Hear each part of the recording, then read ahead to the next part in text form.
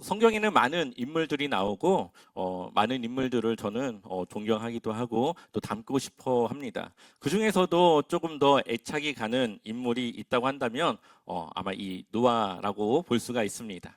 저하고 같은 이름을 가졌기 때문에 더 관심이 가기도 하고 또 저의 그런 어린 시절에 무지개와 또 관련된 일화가 있어서 그러기도 합니다. 혹시 여러분들은 어린 시절이나 혹은 뭐 여러분들의 그 삶 중에 무지개를 따라 가본 적이 있으신가요? 네. 네. 무지개를 보았지만 무지개를 따라가진 않으셨죠. 저는 어린 시절 TV를 보면은 이 캐릭터들이 무지개를 막 타면서 미끄럼을 타고 하는 그런 걸 보면서 해보고 싶어서 어린 때에 무지개를 막 따라간 적이 있습니다. 그러니까 무지개를 잡으려고 막 무지개 쪽으로 간 거죠. 근데 아무리 가도 무지개는 그대로 저 멀리 있고 도저히 잡을 수가 없어서 결국은 다시 그 먼 길을 집으로 돌아와야 했습니다.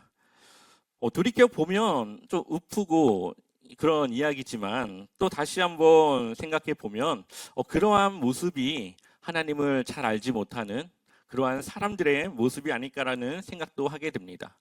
사람들은 세상의 성공과 돈과 인기와 명예 같은 것을 쫓아 살아가죠. 조금만 노력하면 잡을 것 같고 조금 더 운이 좋으면은 그러한 기회를 잡을 수 있을 것 같다 생각을 합니다.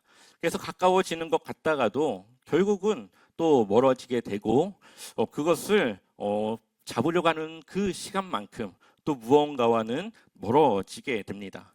그것이 가족이 될 수도 있고요.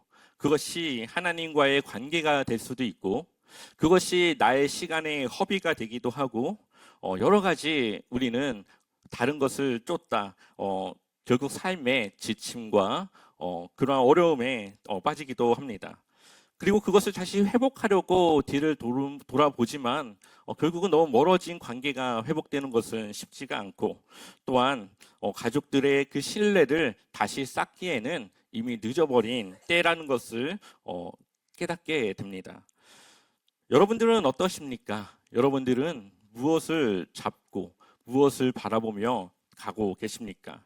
오늘 본문 속에 있는 노아라는 사람을 보면 그는 허무한 것을 쫓지 않고 하나님의 말씀을 따라 살았음을 볼 수가 있습니다.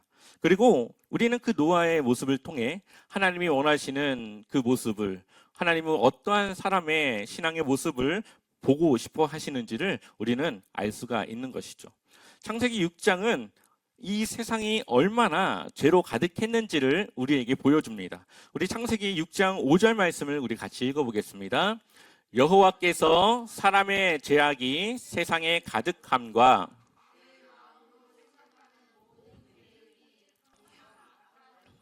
보시고 아멘. 하나님이 바라볼 때 사람들의 마음과 생각 그리고 삶을 살아가는 모든 방향이 항상 악하였다라고 말씀하십니다. 그리고 그 이후의 말씀을 보면 하나님이 한탄했다. 사람을 지으신 것을 후회하셨다라는 말도 나옵니다. 그만큼 하나님의 마음과 하나님의 생각은 굉장히 실망스럽고 매우 그 마음이 아프셨다라는 것을 표현하는 것이죠. 사람을 만든 것을 실수라기보다는 그러한 모습을 바라보는 하나님의 마음이 좋지 않았음을 우리에게 보여주고 있는 겁니다.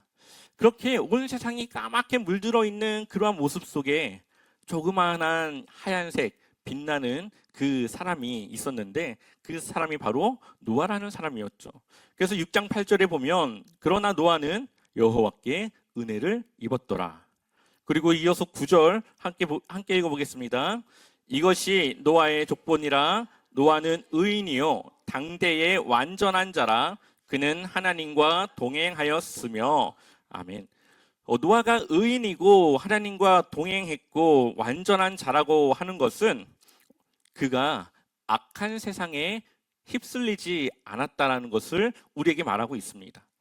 그는 세상의 흐름과 그러한 여러 가지 그러한 것을 거슬러 하나님과의 관계를 유지하고 하나님의 말씀을 기억하며 하나님을 따라 살아갔다라는 것을 이야기하고 있습니다. 그가 완전했다라는 것은 도덕적으로 흠이 없다는 것을 말하는 것이 아닙니다. 그도 사람이기에 실수와 또 잘못을 했겠지만, 그러나 그는 하나님 안에서 살아갔기 때문에 그는 당대의 의인이었고 또 하나님 앞에 완전한 자라 인정받고 있다라는 거죠. 그리고 하나님은 이제 노아에게 하나님의 계획을 공유하기 시작합니다. 하나님의 백성을 살리시고 인도해 나가는 모습을 하나님이 노아를 통해 보여주시는 거죠. 그래서 앞으로 하나님께서 내리실 이 심판을 피할 수 있도록 노아를 이끌어 가십니다. 그래서 하나님은 노아에게 말씀하십니다. 창세기 6장 14절 같이 읽어보겠습니다. 너는 고페르 나무로 너를 위하여 방주를 만들되 그 안에 칸들을 막고 역청을 그 안팎에 칠하라. 아멘. 나무로, 고페르 나무는 좀 우리나라 말로 번역하면 잣나무라고도 할 수가 있는데요. 아마 그러한 종류의 그 나무로 배를 만들고 그리고 안팎에 역청을 칠해서 물이 들어오지 않도록 방수를 하라는 그러한 말씀을 하고 있습니다. 그리고 나서 18절을 보면 너와는 내가 내 언약을 세우리니 너는 내 아들들과 내 아내와 내 며느리들과 함께 그 방주로 들어가고. 아멘. 하나님은 이 언약을 통해 또다시 노아와 함께하며 노아를 책임지실 것을 말씀하고 있죠. 하지만 노아가 가만히 있다고 그것을 이룰 수 있는 것이 아닙니다. 노아는 이제 하나님의 명령과 하나님이 주신 계획을 따라 방주를 지어야 하는 것이죠. 그것이 만들어져야만 그와 그의 가족이 하나님의 심판을 피할 수가 있는 겁니다. 그리고 결론적으로 성경은 노아가 그 모든 것을 다 준행했다고 말하고 있습니다. 그래서 22절을 보면 노아가 그와 같이 하여 하나님이 자기에게 명하신 대로 다 준행하였더라. 아멘. 하나님께서 말씀하신 그것을 그대로 했다라고 말하고 있습니다. 노아가 가졌던 믿음은 그냥 말뿐이 아니었음을 보여줍니다. 믿음이라고 하는 것은 우리의 입술의 고백 이상의 우리의 삶이 동반돼야 되는 것이죠. 그래서 노아가 그 믿음을 가지고 하나님과 함께 동행하며 하나님을 따라 살아갔음을, 하나님의 말씀을 따라 그의 삶을 채워갔다는 것을 통해 보여주고 있습니다. 노아는 믿음으로 피할 방주를 짓고 있습니다. 그 기간이 한 80년, 좀 길게 잡으면 약 100년 가까이 되는 시간을 방주 만드는 일에 사용했습니다. 어떻게 보면 그때 당시에 900세를 사는 그 시대에는 짧은 시간일 수도 있겠지만 또 우리와 같은 시간대를 그때도 살았다면 꽤 긴 시간을 방주를 지었다라고도 볼 수가 있습니다. 그런데 노아는 1년, 2년, 3년, 한 10년까지는 기다릴 수가 있겠죠. 근데 그 이상이 지나가더라도 하나님의 심판은 임하지 않았습니다. 그러나 믿음으로 노아는 하나님의 말씀이 이루어질 것을, 언젠가는 하나님의 심판이 있을 것을 믿었고 그는 그것을 대비하기 위해 수십 년의 시간 동안 방주를 지어가게 됩니다. 아마 노아의 마음에도 조급함이 있지 않았을까요? 아마 조금의 흔들림은 있었을 겁니다. 진짜 오는 게 맞는지. 하지만 그는 신실히 그 방주를 짓는 일을 통해 하나님의 말씀을 그가 따르고 있음을 보여주고 있습니다. 우리는 이러한 노아의 모습을 통해 믿음이라고 하는 것은 우리의 삶의 반응인데 거기에는 바로 인내라는 것이 필요하다는 것을 보여주고 있습니다. 믿음은 다른 말로 인내라고도 말할 수가 있습니다. 왜냐하면 믿으면 그 말씀하신 것을 기다리기 때문이죠. 노아는 그러한 인내로 그 믿음을 보였고 하나님의 심판을 기다렸습니다. 우리가 무언가를 할 때에 우리는 늘 바쁩니다.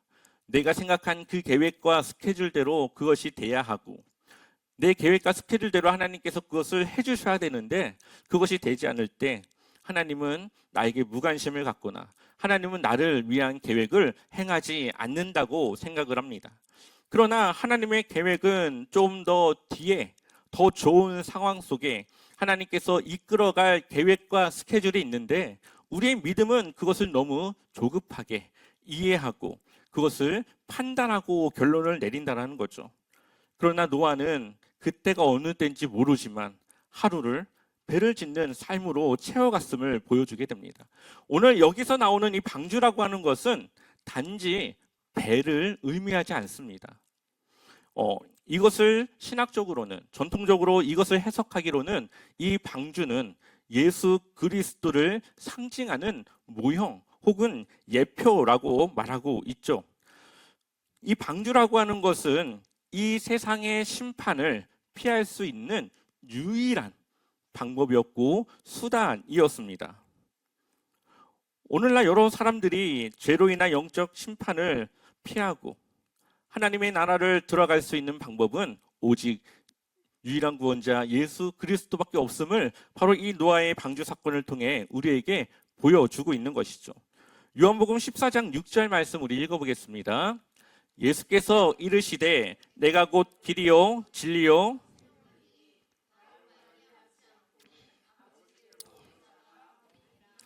아멘. 우리가 하나님께 가아갈 수 있는 방법은 오직 예수 그리스도만이 유일한 것처럼 하나님의 심판을 피할 수 있는 유일한 수단이 바로 노아가 만든, 하나님의 명령대로 만든 이 방주가 유일한 방법임을 말하고 있습니다. 그래서 이 방주는 세상에 있지만 세상과 구별된 공간이죠. 세상은 하나님의 심판이 임하지만 그 방주 안은 하나님이 통치하고 하나님이 이끌어가는 하나님의 세상입니다. 우리가 예수님 안에서 살아가는 삶도 이와 같은 것이죠. 혼란스러운 이 세상 속에서 우리가 피할 수 있는 피난처, 우리가 기댈 수 있는 그러한 곳이 있다면 바로 예수 그리스도입니다. 그것은 우리가 하나님의 말씀을 따라 살아가는 그 삶으로 하나님의 뜻을 이루어가는 그러한 모습으로 우리가 하나님과 함께 하는 것이죠. 그렇다면 우리는 이제 무엇을 지으며 살아가야 할까요? 노아는 짧게는 80년, 길게는 100년간의 기간 동안 방주를 지었습니다. 그렇다는 거 하는 것은 일어나서 그가 하는 것은 방주를 짓는 것이고 그리고 하루의 일을 마치고 다시 일어나면 또 그 방주를 이어 짓는 겁니다.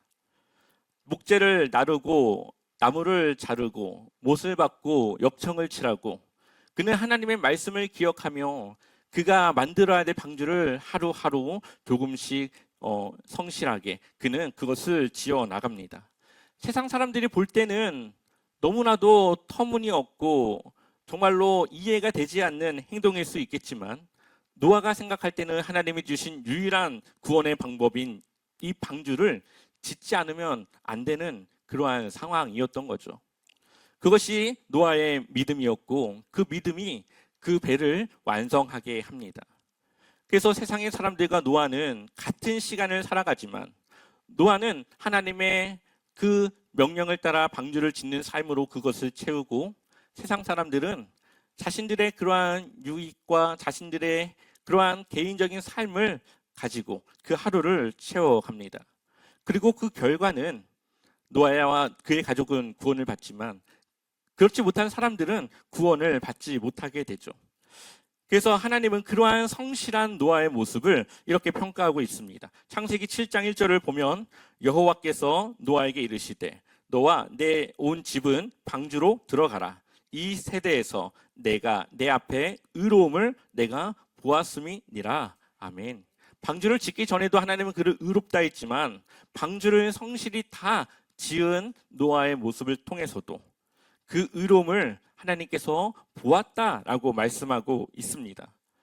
그리고 모든 준비가 마친 그때에 하나님은 노아를 들여보내시고 방주의 문을 닫습니다. 방주의 문을 닫고 여는 것은 하나님의 권한에 있죠. 많은 사람들이 문이 열려있는 방주로 들어갈 수 있었음에도 불구하고 들어가지 않았습니다. 그리고 이제는 그 문이 열려질 기회는 끝났고 문이 닫혀지게 됩니다. 노아가 들어간 방주는 어떤 곳일까요? 방주는 알다시피 바구니와 같은 상자와 같은 그러한 모습입니다. 그래서 노가 없고 키가 없습니다. 그 말은 그 방주를 운전할 수 없다라는 거죠. 방주에 들어간 순간부터는 이제 그 방주에 몸을 맡길 수밖에 없는 겁니다. 그렇다고 하는 것은 이제는 노아와 그의 가족의 주권, 그의 삶의 생사 여부는 다 하나님의 손에, 하나님의 주권에 들어갔음을 보여주는 것이죠. 그러나 그것은 가장 안전한 곳입니다. 방주 밖은 홍수로 사람이 살 수 없고 모든 생명체가 다 죽을 수밖에 없는 곳이지만 유일하게 이 방주는 살 수 있고 그 심판을 피할 수 있는 곳이기 때문에 그렇습니다. 우리가 예수 그리스도 안에 살아가는 것은 우리의 삶을 우리가 이제는 포기하는 것과 같습니다. 하나님이 이끄시는 그 삶으로 방주 안에 들어간 우리의 모습과 같이 이제는 하나님이 주시는 그 삶으로 우리는 따라가는 것이죠. 그러나 그것이 가장 안전하고 그것이 가장 완벽하며 그것이 하나님이 기뻐하시는 삶이라는 것을 우리는 알 수가 있습니다. 그래서 내가 하는 것을 내려놓고 하나님께 그것을 맡길 때에 이제는 하나님은 우리를 방주 안에 있는 노아와 같이 험한 세상 속에서 우리를 이끄시고 인도해 내시는 겁니다. 지금 우리는 나무를 자르지 않습니다. 우리가 역청을 칠하거나 방주를 짓지 않습니다. 그러나 우리는 매일 방주를 짓는 것과 같이 하나님의 말씀을 기억하며 그 말씀에 신실히 살아가야 합니다. 매일의 예배, 기도와 말씀, 묵상, 또한 하나님의 말씀을 따라 선한 행실, 또한 누군가를 사랑하며 용서하는 것, 또 하나님의 그 뜻을 우리를 통해 이루며 하나님의 형상을 드러내며 하나님의 빛과 소금으로 살아갈 것을 우리가 늘 다짐하며 순종하며 살아가는 것, 그것이 바로 우리가 오늘 또 내일을 방주를 짓는 바로 그러한 삶이라고 볼 수가 있는 것이죠. 노아는 세상의 조롱과 어려움 속에서도 그 일을 놓지 않았고 그는 온전히 하나님의 말씀만을 기억하며 말씀만을 따라갔음을 볼 수가 있습니다. 구원의 문은 지금도 열려 있습니다. 그러나 방주의 문이 언젠가 닫혔던 것처럼 어느 날 갑자기 이제 하나님께서 그 구원의 문을 닫을 때가 올 것입니다. 그때에는 누구도 방주 안으로 들어갈 수 없고 뒤늦은 후회만이 남을 수밖에 없습니다. 오늘 예수 그리스도라고 하는 구원의 방주로 들어갈 마지막 기회일 수도 있습니다. 이제는 예수 그리스도를 내가 믿기로 결심하며 그 안에 들어가 살아가기를 결단할 수 있는 그러한 좋은 기회가 바로 오늘일 수 있다는 거죠. 우리는 그 문이 닫히기 전에, 이제 그 기회가 사라지기 전에 하나님 안으로, 주님 안으로 들어가야 합니다. 그것은 내가 움직일 수 없고 창문이 위에 있어서 그 상황을 잘 볼 수 없으며 방향을 움직일 수 없어 조금은 답답할 수 있지만 나보다 더 완전하신 하나님이, 이 세상의 모든 것을 주관하며 계획하신 그 하나님이 움직이고 이끄시는 그 방주는 어느 곳보다 안전하고 어느 곳보다 가장 평안한 곳이 이 방주라는 곳입니다. 노아는 하나님의 말씀을 따라 묵묵히 방주를 지었고 그 방주 안에서 하나님의 귀한 구원의 은혜를 그가 경험하게 됩니다. 지금 우리는 예수 그리스도 안에 있는 구원의 방주를 지으며 살아간다라고 볼 수가 있습니다. 오늘 하루를 무엇으로 채울지, 오늘 하루를 무엇으로 살아갈지, 그것이 하나님의 말씀일지 아니면 세상에서 말하는 그 무언가를 쫓아갈지, 그것은 우리의 선택이고 우리의 믿음에 달려 있습니다. 그러나 우리 모두는 하나님이 무엇을 원하는지 알고 있고 그것을 충분히 선택하며 결정할 수 있는 그러한 이성과 그러한 판단을 가지고 있습니다. 예수님은 도둑과 같이 갑자기 오신다고 말씀하십니다. 예수님이 오신다라는 건 알지만 갑작스레 오신다라고 하는 것은 우리를 긴장하게 합니다. 왜냐하면 혹여나 잠깐 내가 흐트러지는 사이에 오시지 않을까라고 하는 그러한 긴장감이죠.